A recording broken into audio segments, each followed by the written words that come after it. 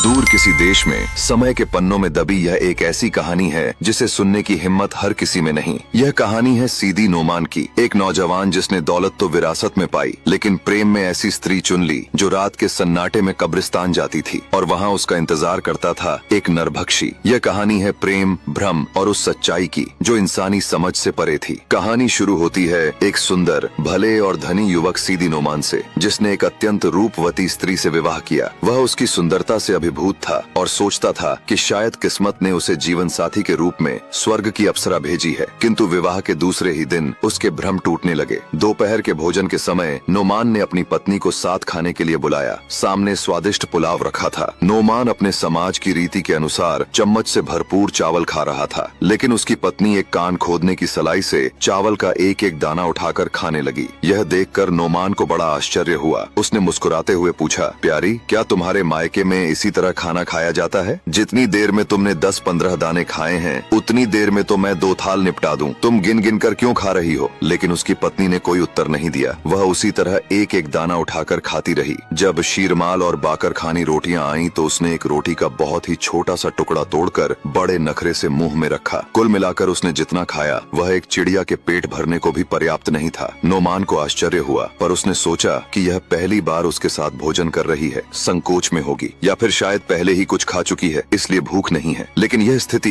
दिन ब दिन दोहराई जाने लगी। पत्नी का यही व्यवहार देखकर नोमान सोच में पड़ गया। यह स्त्री इतना कम खाकर भी जीवित कैसे है, और ऊपर से इतनी स्वस्थ और हृष्ट पुष्ट भी। एक रात जब वे दोनों लेटे हुए थे तब उसकी पत्नी ने यह सोचकर कि नोमान सो गया है, धीरे से उठी और घर से बाहर निकल गई। लेकिन नोमान जाग रहा था। वह चुपचाप उसके पीछे निकल पड़ा। रात शांत थी और चांदनी फैली हुई थी, जिससे उसका पीछा करना सरल हो गया। वह कब्रिस्तान की ओर जा रही थी। नोमान चुपचाप एक पेड़ की आड़ में खड़ा होकर देखने लगा। उसने देखा कि एक महाभयानक दानव बड़ी सी तलवार लेकर आ रहा है। उसकी पत्नी उस भयंकर जंगली नरभक्षी के पास बैठ गई और उससे प्रसन्नता पूर्वक बातें करने लगी। नोमान के पैरों तले जमीन खिसक गई। वह समझ गया कि उसकी पत्नी साधारण इंसान नहीं बल्कि उसी नरभक्षी जाति की है। थोड़ी ही देर में दोनों ने मिलकर पास की एक ताजा बनी कब्र खोदी, उसमें से लाश निकाली और उसे काट काट कर खाने लगे। नोमान यह देखकर स्तब्ध रह गया। उसकी रूह कांप उठी। जब वे दोनों पूरी लाश का मांस खा चुके तो प्रेम पूर्वक बातें करने लगे। नोमान उन दोनों को वहीं छोड़कर घर आ गया और दरवाजा खुला छोड़कर पलंग पर जा लेटा। कुछ देर में उसकी पत्नी आई। उसने अंदर के कमरे में जाकर वस्त्र बदले और सावधानी से पलंग पर लेट गई। नोमान को ऐसी मुर्दाखोर स्त्री के साथ सोने में बड़ी घृणा उत्पन्न हुई और वह उससे बचकर ही लेटा रहा। सुबह वह सोचने लगा कि किस प्रकार अपनी स्त्री की यह गंदी आदत छुड़ाऊं। दोपहर के भोजन के समय उसने पुराना क्रम जारी देखा, यानी वह एक एक दाना उठाकर खाने लगी। नोमान ने कहा, रानी, अगर तुम्हें कोई विशेष वस्तु पसंद हो तो मंगवा लो, यहाँ तो रसोई में सब कुछ है। मैं तुमसे पूछना चाहता हूँ कि क्या दुनिया में मुर्दे के मांस से, जिसे तुम स्वाद से खाया करती हो, अधिक स्वादिष्ट भोजन कोई नहीं है? उसकी बात पूरी भी नहीं हुई थी कि वह समझ गई कि उसने उसका शव भक्षण का भेद जान लिया है। क्रोध के मारे उसका चेहरा लाल हो गया। उसकी आंखें उभर आईं। उसने दांत पीसते हुए कहा, नीच, दुष्ट, तूने छुपकर मेरा रहस्य जान लिया, लेकिन अब तू इस योग्य नहीं रहेगा कि किसी से वह भेद कह सके। यह कहकर उसने एक मंत्र पढ़ा और कहा, कुत्ता बन जा। उसके इन शब्दों के साथ ही नोमान कुत्ता बन गया। वह एक लकड़ी उठाकर उसे मारने लगी। कुत्ता बना नोमान दर्द से चिल्लाता हुआ घर के बाहर भाग गया ताकि उसकी पिटाई से बच सके। वह बाजार की एक दुकान में, जहां बकरी का मांस बिकता था, घुसकर एक कोने में छुप गया। दुकानदार को उस पर दया आ गई। वह उस समय भोजन कर रहा था। उसने रोटी का एक टुकड़ा उसे दिया। शाम को जब कसाई ने दुकान बंद की तो वह नोमान को अपने घर ले गया। इसके बाद उसका नियम हो गया कि रात को उसे अपने घर में रखता और दिन में अपनी दुकान के सामने बिठा देता। एक दिन उस दुकान पर एक स्त्री आई। उसने सामान खरीदा और जब दाम चुकाने लगी तो अच्छे सिक्कों के साथ एक खोटा सिक्का भी दे दिया। कसाई ने खोटा सिक्का लौटा दिया, लेकिन वो बहस करने लगी। तब कसाई बोला, तू मेरी बात नहीं मानती, इस सिक्के को तो मेरा कुत्ता भी पहचान लेगा। ये कहकर उसने नोमान को बुलाया। नोमान दौड़कर आया। कसाई ने सारे सिक्के उसके सामने डाल दिए और कहा, इनमें से खोटा सिक्का पहचान कर दिखा। नोमान ने सूंघ कर खोटा सिक्का निकाल दिया। कसाई बहुत प्रसन्न हुआ। स्त्री को भी आश्चर्य हुआ और उसने सिक्का बदल दिया।